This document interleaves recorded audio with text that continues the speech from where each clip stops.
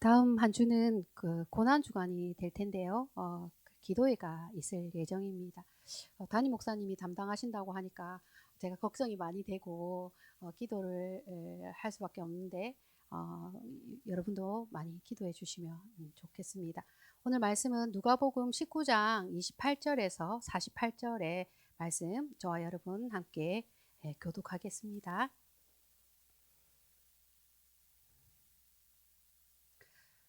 예수께서 이 말씀을 하시고 예루살렘을 향하여 앞서서 가시더라. 홀라운이라 불리는 산맥이 있는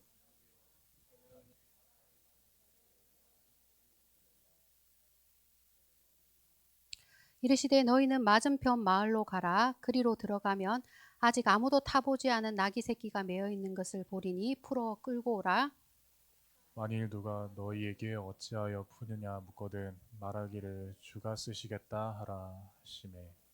보내심을 받은 자들이 가서 그 말씀대로 만난지라. 나귀 새끼를 풀 때 그 임자들이 이르러 어찌하여 나귀 새끼를 푸느냐. 대답하되 주께서 쓰시겠다 하고 그것을 예수께로 끌고 와서 자기들의 겉옷을 나귀 새끼 위에 걸쳐 놓고 예수를 태우니 가실 때에 그들이 자기의 겉옷을 길에 펴더라. 이미 감람산 내리막길에 가까이 오심에 제자의 온 무리가 자기들이 본 바 모든 능한 일로 인하여 기뻐하며 큰 소리로 하나님을 찬양하여 이르되 찬송하리로다. 주의 이름으로 오시는 왕이여 하늘에는 평화요 가장 높은 곳에는 영광이로다 하니 우리 중 어떤 바리새인들이 말하되 선생이여 당신의 제자들을 책망하소서 하오늘. 대답하여 이르시되 내가 너희에게 말하노니 만일 이 사람들이 침묵하면 돌들이 소리 지르리라 하시니라. 가까이 오사 성을 보시고 우시며 이르시되 너도 오늘 평화에 관한 일을 알았더라면 좋을 뻔하였거니와 지금 내 눈에 숨겨졌도다. 날이 이르지라 내 원수들이 토둔을 쌓고 너를 둘러 사면으로 가두고 또 너와 및 그 가운데 있는 내 자식들을 땅에 메어치며 돌 하나도 돌 위에 남기지 아니하리니 이는 내가 보살핌 받는 날을 알지 못함을 인함이니라. 성전에 들어가사 장사하는 자들을 내쫓으시며 그들에게 이르시되 기록된 바 내 집은 기도하는 집이 되리라 하였거늘 너희는 강도의 소굴을 만들었도다 하시니라. 예수께서 날마다 성전에서 가르치시니 대제사장들과 서기관들과 백성의 지도자들이 그를 죽이려고 꾀하되 백성이 다 그에게 귀를 기울여 들으므로 어찌할 방도를 찾지 못하였더라. 아멘.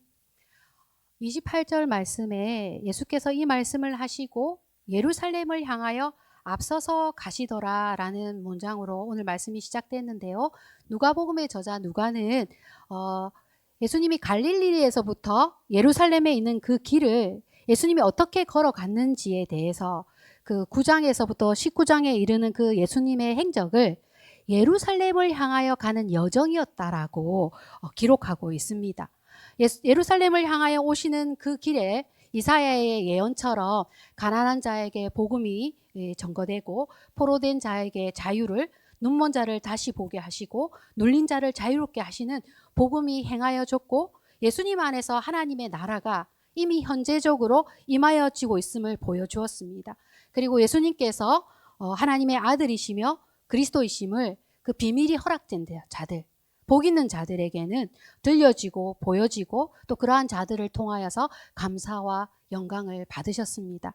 예수님이 이 갈릴리에서부터 예루살렘에 오시는 그 길의 여정에 제자들이 따라오고 있었고 또 가는 곳마다 만나지는 수많은 사람들과 또 바리새인들이 있었습니다.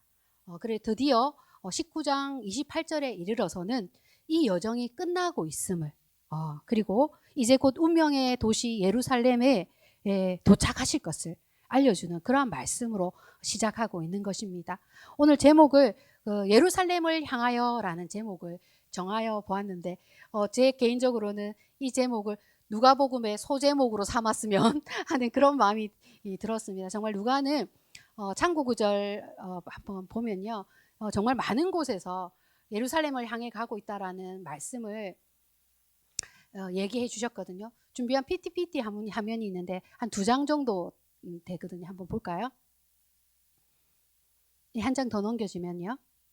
예, 누가복음 9장 51절부터 이어지는 이 그 각각의 본문에 보면은 예수님께서 성천하실 기약이 차감해 예루살렘을 향하여 올라가시기로 굳게 결심하시고, 이게 이제 예루살렘 여정의 출발과 시작점입니다. 이전까지 이제 갈릴리 사역을 하셨는데 그 갈릴리 사역을 정리하시고 이제 예수님께서 예루살렘을 향하여 나아가시는데, 예수님이 승천하실 기약이 차가고 그 예수님이 그 걸음을 굳게 가시기로 마음을 결단하시고 결연한 마음으로 출발해서 가시고 있다라는 걸 볼 수가 있고, 누가복음 곳곳에는 예수님이 예루살렘으로 여행하시면서 가르친다. 또 예수님께서 예루살렘에 가실 때에 이러한 일들이 일어났다 하는 그러한 말씀을 여기저기서 하고 있습니다.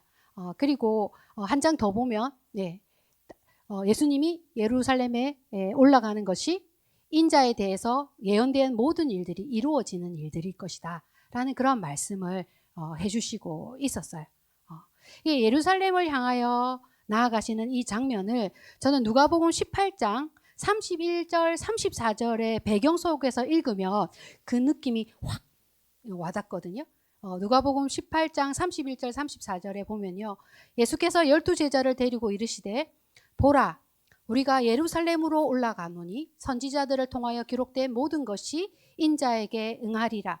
인자가 이방인에게 넘겨져 희롱을 당하고 능욕을 당하고 침뱉음을 당하겠으며 그들은 채찍질하고 그를 죽일 것이나 그는 3일 만에 살아나리라 하시되, 제자들이 이것을 하나도 깨닫지 못하였으니 그 말씀이 감추었으므로 그들이 그 이르신 바를 알지 못하였더라. 예루살렘은 하나님의 도성이죠. 하나님의 임재와의 장소인 성전이 있고 하나님의 통치와 다스림을 받는 것이 이스라엘의 소망이 되고 그들의 민족적 자부심이 되고 있습니다. 예수님이 예루살렘을 사역의 최종 목적지로 정하는 것은 너무나 당연합니다. 구약의 선지자들은 예루살렘을 사랑해서 찬양하고 그 다윗과 솔로몬의 그 지어진 그 성전을 얼마나 사랑했는지, 그들은 그 성전을 올라갈 때 시편에도 얼마나 많은 시편들이 기록되어 있습니까? 그 기쁨을 감출 수가 없는데, 이제 예수님이 예루살렘을 향하여 가신다라는 것은 이제 예루살렘의 운명이 결정될 것이고 그 성전 또한 그러할 것입니다. 그래서 예루살렘을 향해 가신다라는 그 진정한 의미를 지금은 가려져서 보지 못하고 있는 것이죠. 예수님이 그곳에 가셔서 이방인들의 채찍에 당하고 모욕을 받으시고 죽으시고 3일 만에 살아나시는 이 일들은 나중에 시간이 정말 많이 지나고 난 다음에 아직은 계시가 닫혀져 있어서 그들이 깨달을 수 없지만 이 모든 일들이 다 이루어지고 난 후에 지금의 말씀들이 기억이 나고 그 의미들이 알아지는 그러한 때가 오게 되는 것입니다. 28절에 예수님께서 이 말씀을 하시고 예루살렘을 향하여 앞서서 가시더라 이렇게 말씀을 하셨죠. 그죠?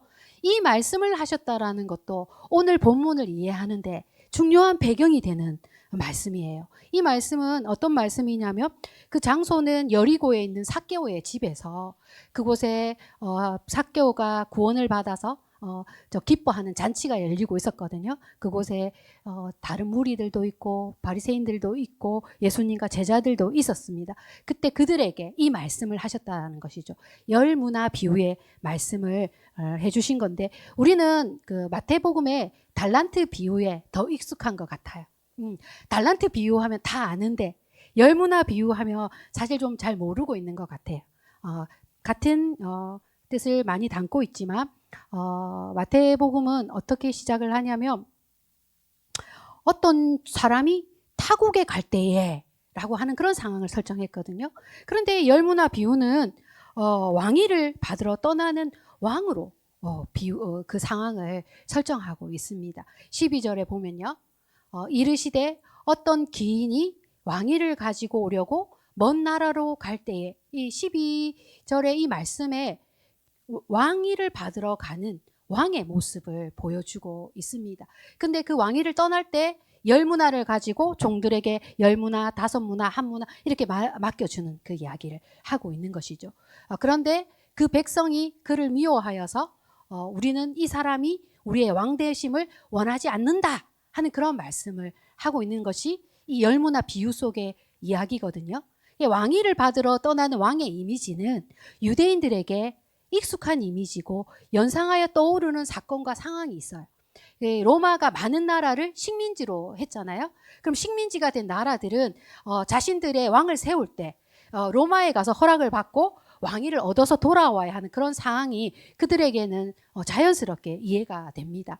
헤롯 대왕도 로마에서 왕위를 얻어가지고 왔고 그의 아들 아켈라오도 그러했습니다. 그래서 사람들이 열무나 이야기를 들을 때 왕위를 받으러 떠나는 왕과 예수님은 무슨 관계가 있지? 궁금증을 낳았을 것이고 이렇게 예수님은 자연스럽게 예수님이 왕으로 오시는 분이시라는 자신의 정체를 드러내고 계시는 것입니다. 왕으로 오신 예수님이 왕의 도시 예루살렘에 오셨다 하는 그러한 말씀인 것이죠. 그런데 11절에 보면요. 그들이 가지고 있었던 오해가 있어요. 한번 말씀 같이 한번 읽어볼까요? 그들이 이 말씀을 듣고 있을 때에 비유를 더하여 말씀하시니 이는 자기가 예루살렘에 가까이 오셨고 그들은 하나님의 나라가 당장에 나타날 줄로 생각함이더라.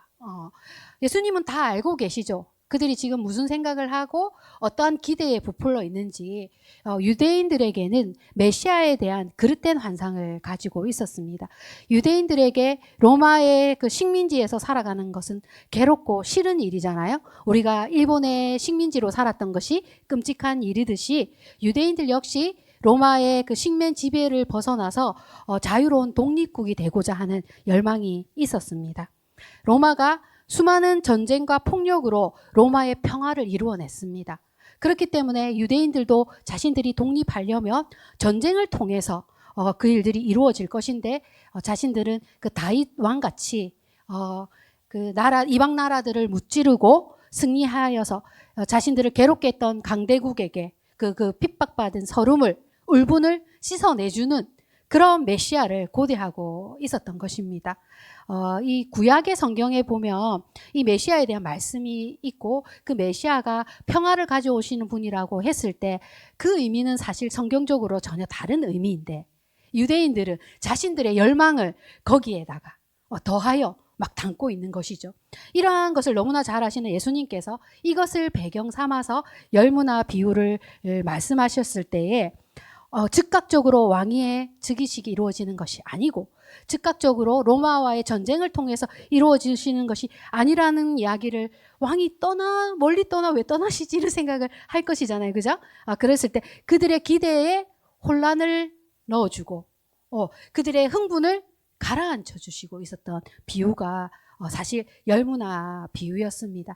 분명 예수님은 유대인의 왕으로 오셨고 그들이 기다리신 메시아가 맞지만 그들의 기대와 열망을 이루시는 메시아는 아니시기 때문입니다. 열무나 비유가 달란트 비유처럼 청지기로 살아가는 우리에게 어떻게 살아야 하는지에 대한 교훈도 담고 있지만 왕으로 오시는 예수님의 정체를 알려줄 뿐만 아니라 이 왕께서 먼 곳을 떠난다라는 것, 예수님의 승천과 그 재림에 대한 암시와 예언을 담고 있을 뿐만 아니라 이 왕의 기한을 기다리는 사람들이 이 종말을 사는 그리스도인들이 어떻게 살아야 되는지까지 담고 있는 정말 풍성한 이야기를 담고 있는 비유라고 할 수가 있습니다. 오늘 이 본문과도 연결지어서 예수님이 왕후의 신분으로 오시고 또 예수님이 왕이 되시는 것을 거부하는 사람들이 존재하고 그 거부하는 사람들이 어떤 운명을 맞이하게 될 것인가 하는 그러한 이야기도 오늘 말씀 속에 담겨 있음을 볼 수가 있거든요. 예루살렘은 하나님의 도성이고 우주의 중심이고 그곳에 예수님이 하나님의 아들로서 방문을 하시는데 스스로 자신이 타고 가는 나귀를 준비를 하십니다. 다윗은 그 솔로몬에게 왕위를 물려줄 때 다윗 역시 그 솔로몬을 노새에 태워가지고 예루살렘에 들어왔기 때문에 이스라엘의 사람들에게는 그 역사적인 사건이었을 거예요. 그래서 이 나귀를 타고 오는 이야기들이 어떤 의미를 담고 있는지 알 수도 있었을 것이고 우리가 스가랴 선지자가 9장 9절에 예수님이 나귀를 타고 오신다라는 이야기를 해주시고 또 그분이 어떤 메시아인지에 대해서도 너무나 잘 예언해 주셨습니다. 스가랴 9장 9절 말씀 함께 읽어보겠습니다. 시온에 따라 크게 기뻐할지어다. 예루살렘에 따라 즐거이 부를지어다. 보라 내 왕이 내게 임하시나니 그는 공의로우시며 구원을 베푸시며 겸손하여서 나귀를 타시나니 나귀의 작은 것 곧 나귀 새끼니라. 아멘. 예수님은 로마의 왕이나 세상의 왕들처럼 지배적이고 폭력적인 왕이 아니라 하나님의 뜻에 순종하여 헌신하는 왕이시고 자기 백성을 섬기러 오신 겸손한 왕이셨습니다. 이러한 왕으로 오셨다라는 걸 스가랴가 정말 멋지게 예언하고 있었어요. 예수님이 겸손한 왕으로 나귀를 타고 예루살렘에 입성한다라는 기사는 마태와 마가와 누가와 요한복음에 다 기록되어 있는 굉장히 중요한 기사입니다. 요한복음에 보면은 이 말씀에 대한 표현들이 조금씩 다른데 여기에는 호산나 찬송하리로다 이런 표현이 나오고요. 종려나무를 이렇게 하는 모습들도 보입니다. 이튿날 명절에 온 큰 무리가 예수께서 예루살렘으로 오신다라는 것을 듣고 종려나무 가지를 가지고 맞으러 나가 외치되 호산나 찬송하리로다 주의 이름으로 오시는 이 곧 이스라엘의 왕이시여 하더라. 예수는 한 어린 나귀를 보고 타시니 이런 기록된 바 시온에 따라 두려워하지 말라. 보라 너의 왕이 나귀 새끼를 타고 오신다 함과 같더라. 요한 역시도 이러한 기사를 기록하고 있는 것이거든요. 예수님이 예루살렘을 향하여 오셨다. 이게 얼마나 역사적인 일이고 영원한 하나님의 도성 예루살렘이 운명을 맞이하는 순간이 왔다라는 것이거든요.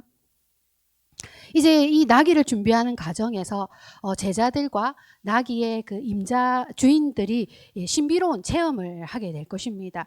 29절에 보면은 예수님이 두 제자를 그 건너편 마을로 보내요.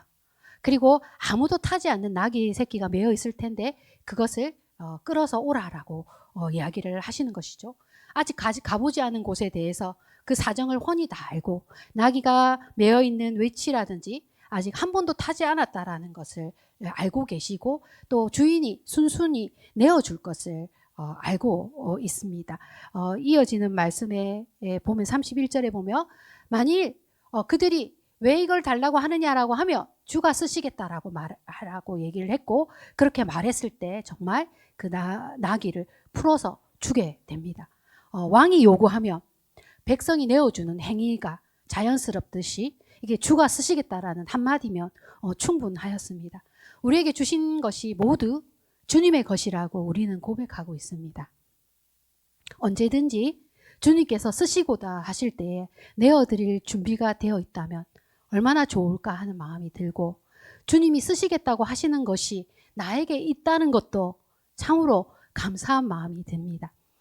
주가 쓰시겠다라는 이 말씀을 가지고 제가 조금 전에 인도했던 수요 찬양을 연결지어서 생각해 보았습니다.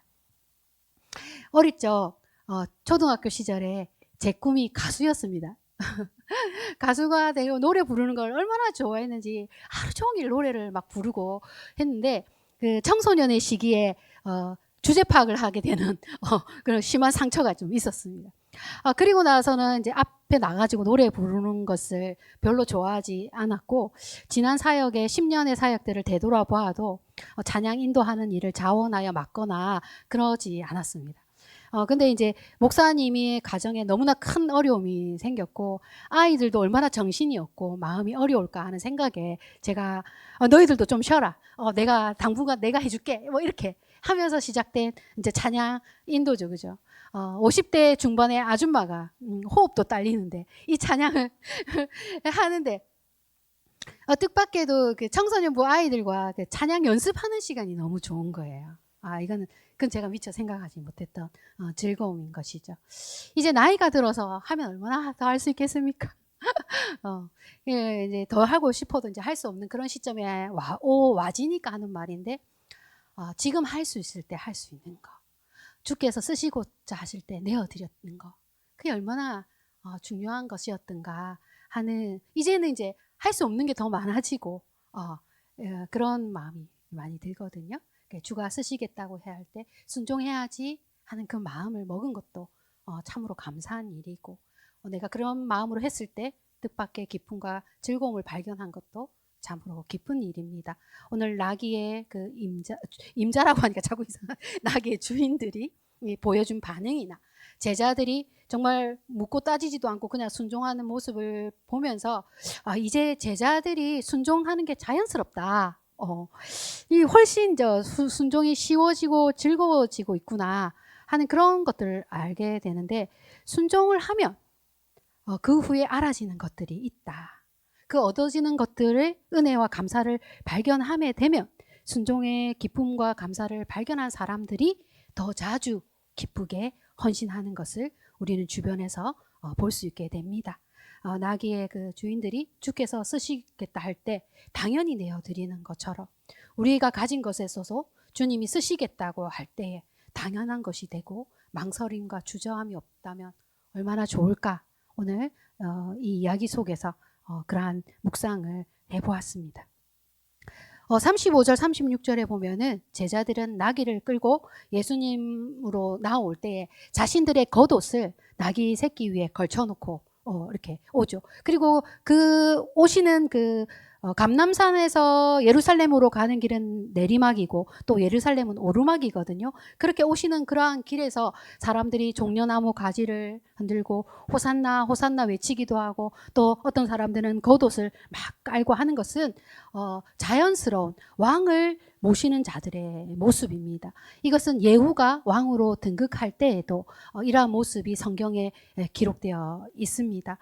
그러할 때 예수님께서 이 여정 속에서 그들이 이제 이 찬양하는 이 내용을 보면 어떤 내용으로 이제 찬송이 터져 나오냐면, 그들의 여정 속에서 보여주셨던 그 모든 일들과 가르침을 해고해서 찬양하는 거예요. 37절에 보면은 제자의 온 무리가 자기들이 본 바 모든 능한 일로 인하여 기뻐하며, 그러니까 과거를 회상하는 것이죠.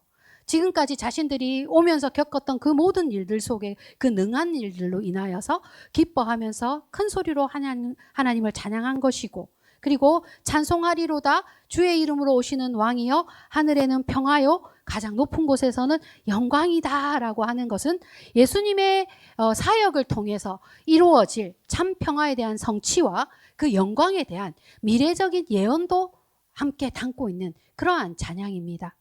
그런데 이러한 이 사람들이 기쁘고 감사하고 이 명절에 이 예루살렘이 예수님의 예루살렘 입성으로 인하여 얼마나 떠들썩하고 흥분했겠습니까? 그런데 그것을 보고 다른 생각을 하는 사람이 있어요.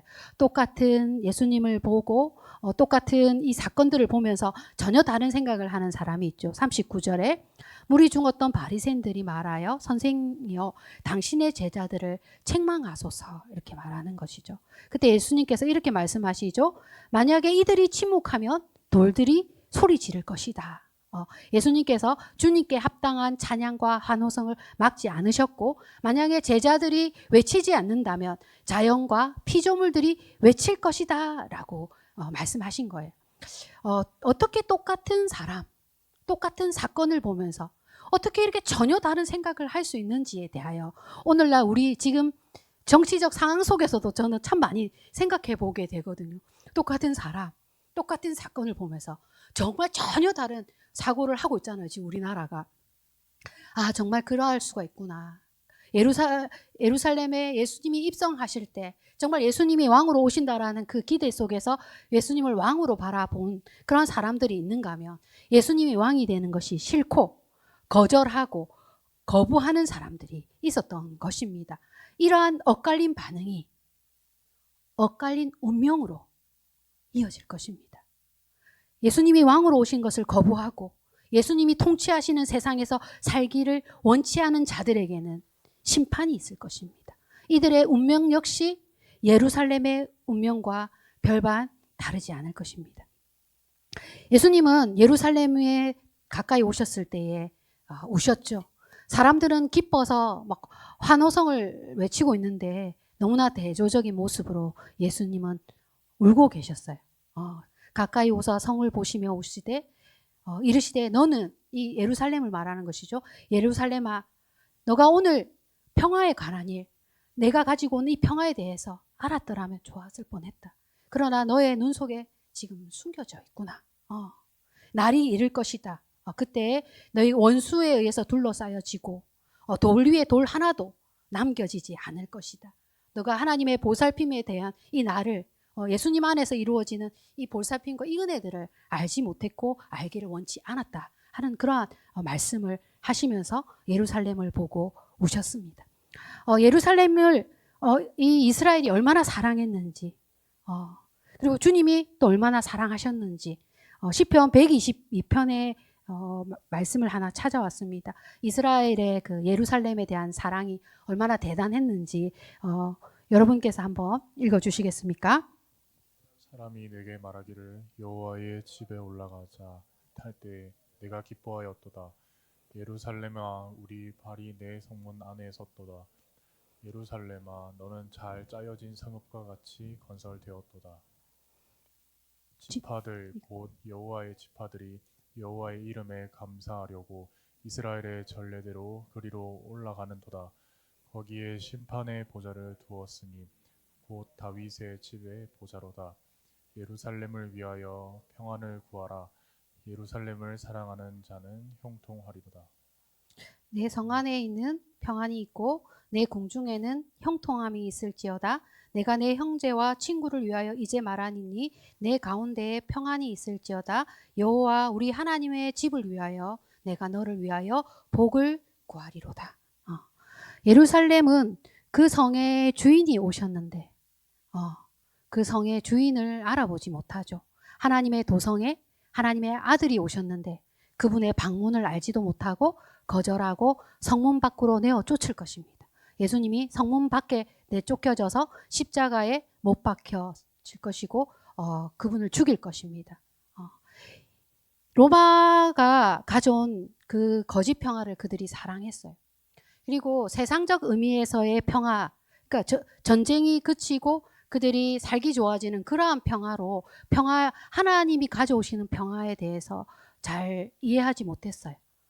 예수님이 가져오시는 평화는 정말 누구라도 그 의미를 잘 알지 못하면 그들과 똑같은, 우리 역시도 똑같은 잘못을 범할 수가 있습니다.